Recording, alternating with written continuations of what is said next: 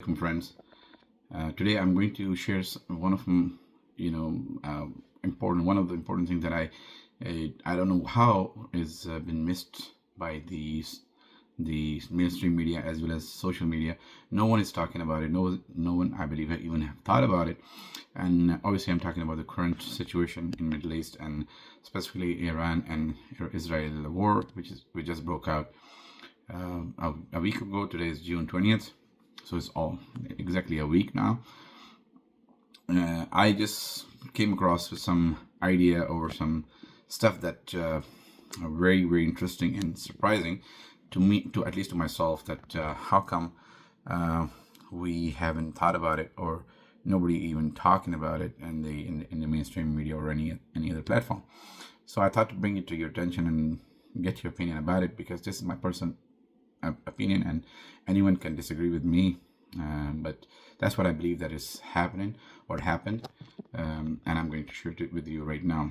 So as we all know that about a month or so ago, the Prime Minister or President of the United States had a very successful tour to the Middle East, and then he was able to gather a multi-trillion dollars trade deal between Saudi Arabia, Qatar, and Arab Emirates collectively. So that trade deal, which we thought is for development, for some investments, and security and weapons and stuff like that.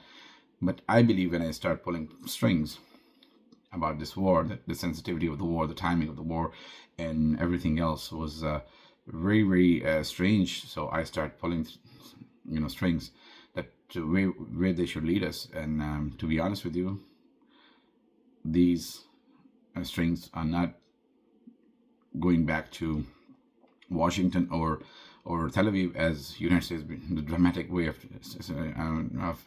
United States being not involved in this all. These strings is actually and dangerously and sorrowfully going back to Riyadh and Doha and Abu Dhabi, in my belief, or as in my opinion. And why would I come to this conclusion? Because this multi-trillion deal just happened. It gives an indication, because we all know that the Gulf countries are more afraid and terrified by Iran than anyone else in this world.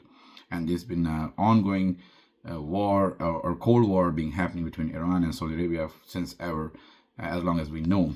And sometimes it gets hot, sometimes it gets cold again, and then hot again, but it's ongoing. And I think this time Saudi Arabia and other countries, those who are sort of having this problem with Iran, got an opportunity that that Israel is already attacking Iran proxies. Why not? Why shouldn't just attack Iran as well? But obviously, everything comes to a price. And this time, because the United States had no intention to get involved, and also because of President Trump, he himself, or at least as he claims to be, not a person who promote wars and stuff, which we still have to see for another few years to come. But his stance are like wars should not be happening, and he wants to make America great again. So he didn't want it to be involved. But on the other hand, the Arabs want to drag him. I shouldn't say Arab. I should say Saudi Arabia and the Gulf countries wanted to drag him in there. So they came up with this idea that Israel should attack as a sacrificing goat, and then whatever damages would happen, obviously Americans and Europeans and more over the Saudis and the Gulf countries, as we will pay in advance, and we will keep paying you until it's all over and Iran is done. And that's what I believe that they did, and or they're working on it.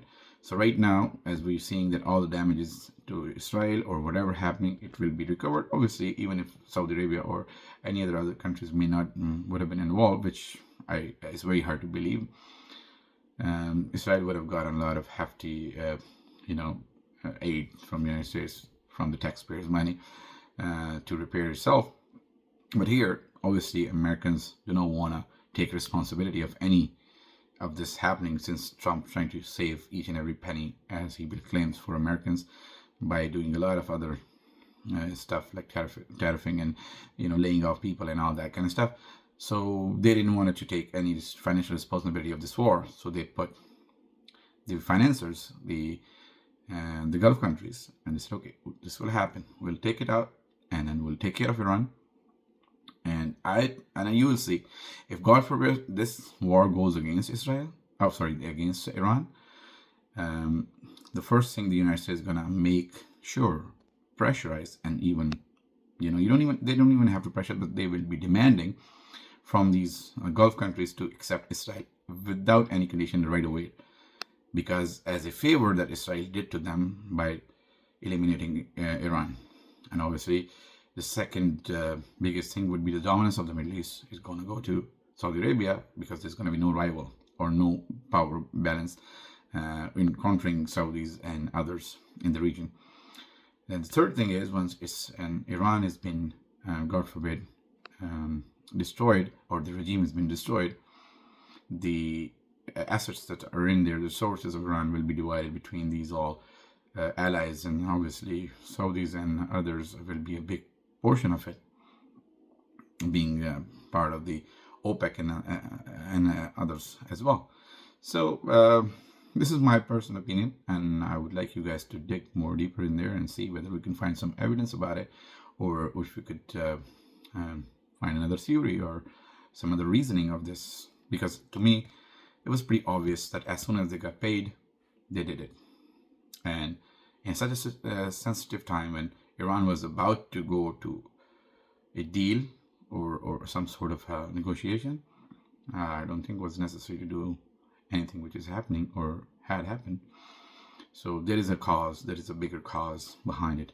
And I believe that's where it is. The dirty work is not coming from the outside, it's from the inside, from our own house. So I hope someday we could take care of that before we take care of the outsiders. But until then, thanks for watching, and I hope you guys have a wonderful day and be safe. Thanks a lot.